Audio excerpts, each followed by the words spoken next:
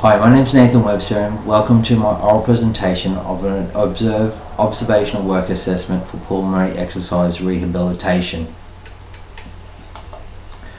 To give you a brief overview of what we will discuss, I will discuss the background knowledge of the workplace, a description of the population observed, tasks completed, and my contribution to the workplace. I will also discuss the learnings and skills developed and give you a reflection of my experience and how this may help me in my professional pathway. To give you an overview of my workplace was at Brennan GP Super Clinic, which is a new 2-story purpose-built building in West Bundaberg, which included staff of administration, general practitioners, nurses and allied health practitioners. The focus of this GP clinic was to treat underlying chronic disease load within the community, and a part of this program was the allied health services, which included rehabilitation programs for pulmonary, cardiac and diabetes patients, with a key focus on health promotion and disease prevention. In Pacific, I worked with Simon Halloran, who was the course program coordinator for the Lung Smart Pulmonary Rehabilitation Program. Simon also is a part of the state network representative for pulmonary rehabilitation. I'll now give you a description of the population and the disease state which was observed. COPD, or chronic obstructive pulmonary disease, has a current prevalence of 10% in the population of over 40 and is a leading cause of disability and death.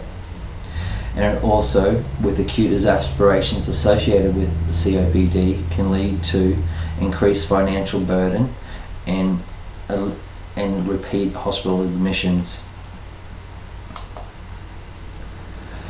Now we'll discuss the tasks observed and completed during my work placement. Evaluation of patients for candidacy included a medical practitioner referral, medical history, nutritional status, mental health assessment of smoking history, the spirometry results, which is relation to lung capacity, and also a 6-minute walking test, which assesses exercise capacity.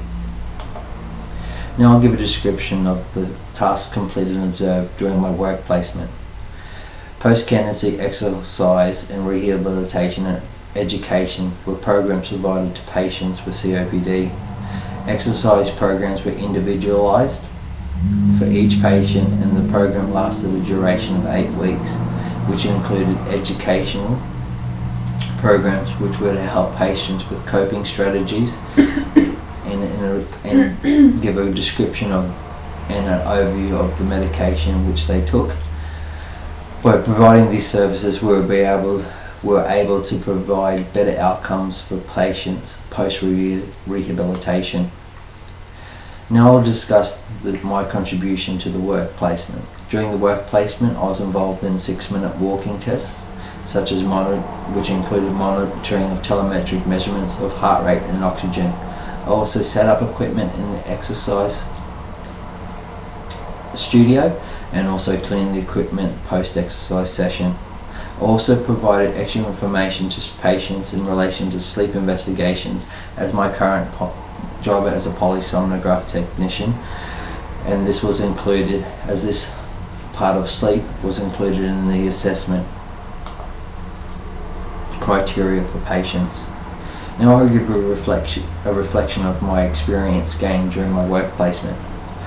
I gained the understanding of patients' need during my placement, and also learnt the importance of a comprehensive rehabilitation program and the impact of exercise to improve quality of life. Also learnt personal skills which helped me interact with patients on a more basic level. In addition to this, I learnt from the course coordinator the use of professionalism. Professional gains patients' trust in my knowledge about within my industry, and I also was able to help patients gain a better understanding of quality of life through exercise. Now I'll discuss the learnings.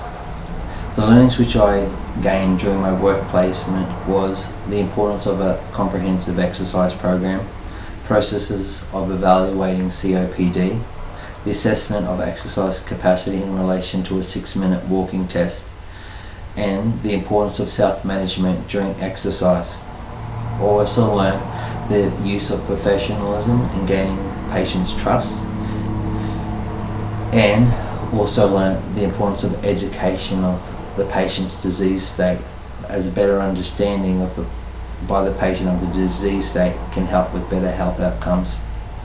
Now I'll discuss my skill development learnt during this placement. I learned that professionalism is a key component. I also learned the importance of a comprehensive clinical assessment. I also learned that you need to individualize exercise programs due to patients' requirements or disabilities which the patient may have, such as COPD or lack of oxygen or shortness of breath. In addition to this, I also learned how to present educational programs to patients to gain better health outcomes, and also learned the development of the referral-based system from GPs or specialists, as this is a key component to keep these courses running within the community. Now I'll give you an overview of the value of experience and how I might use this in my professional pathway. By doing this work placement, I gained a round perspective of the medical services from pre and post admissions and evaluations of patients. I also learned that allied health professions are a key component within our community to help better health patient outcomes, and also learned that also helped me learn to improve my personal knowledge and skill base within the industry in relation to clinical investigation. Now I'll give you an overview of the age-related population which I was based around. The current prevalence of COPD in adults over the age of 40 is estimated at approximately 10% and is the leading cause of disability and death. COPD is the 5th leading cause of disease in Australia, with over 5,923 people died, which includes about 4% of the population. Hospitalisation rates will also increase of 1,052 per 1,000 of the population. In addition to this, a report states that patients with COPD are less physically active due to patients' functional limitations than both their age-sex counterparts matched. Now I'll introduce you to the importance of exercise in relation to inactivity of patients. Patients' inactivity may lead to shortness of breath and lead to an increased sedentary lifestyle. It also may lead to progressive deterioration in functional capacity and lead to isolation at home. In addition to this, cardiovascular function and skeletal muscle mass may decline due to inactivity, and deterioration in aerobic fitness and strength may lead to greater breathlessness with exertion, muscle fatigue, and eventual loss of functional independence, and may also lead to depression. Now I'll introduce to you why exercise efficiency is important. Prescribed exercise involving upper and lower body anaerobic resistance training is an important component of the exercise program. Many physiological and psychological benefits can be seen and has been reported in patients with COPD who have participated in these exercise programs.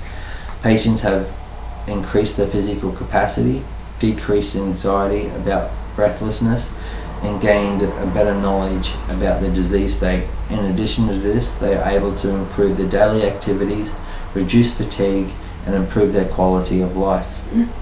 As COPD patients who remain physically active have lower mortality rates, better performance status, and health-related quality of life. The methods used to gain relevant literature was I used a systematic search of relevant literature using the Central Queensland University Discover It search engine.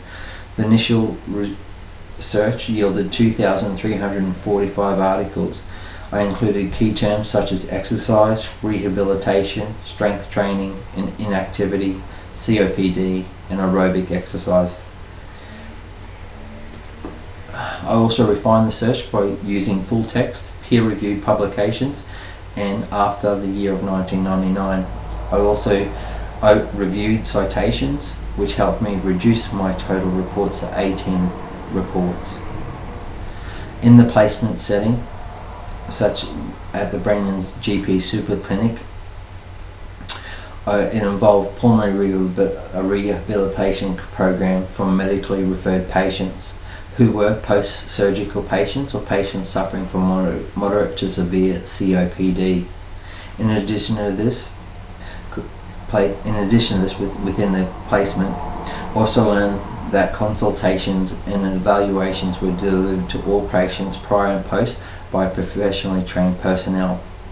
Exercise and education sessions engaged patients to self-regulate their exercise over the 8-week program. Also, in addition to this, the program supervisor provided educational programs for COPD patients. Now to give you an overview of my report in relation to health screening and assessment. Valid referrals from a general practitioner or a respiratory specialist were received for candidacy of for the rehabilitation program. Information of the patient's individual health history, current medical conditions, and current medical history were used to assess the patient. In addition to this, we gained anthropometric measurements of height and weight to gain BMI, body mass index. Also, surveys were done on nutritional status, smoking history, and a review of the spirometry. The assessment also included a 6-minute walking test and a health questionnaire. The exercise program used in special considerations such as within the program. So the program was 8 to 12 weeks in length and included a combination of both strength and anaerobic exercises. It also stressed the adherence of self-monitoring and regulations of patients' exercises, so they're able to transpose this into a home setting, which included both upper and lower limb exercises and training of inspiratory muscles. The reassessment and feedback is also another key component of this observational assessment, as the importance of evaluating a patient's overall success is a key factor. Improved COPD patient outcomes were incorporated by assessing prior and post rehabilitation, which included the test measurements of a 6-minute walking test. Patients' short-term adherence to core values and strategies allowed us to assess whether the patient was able to transpose this into a home setting, and allowed us to continue further statistical analysis of the patient's health. And in addition to this, for improving our services, post-assessment also included assessment of how we may be able to improve this program. The effectiveness of rehabilitation programs have been discussed by a wide variety of people. In main specific key components of this was that the program should be in length of 8 to 12 weeks in length. It also should assess exercise capacity, quality of life, and the ability to decrease dyspnea. In addition to this, other articles have stressed that the exercise program should be transferable into a home setting, and that patients' adherence to core values of the initial program are key components in short-term and long-term patient health outcomes.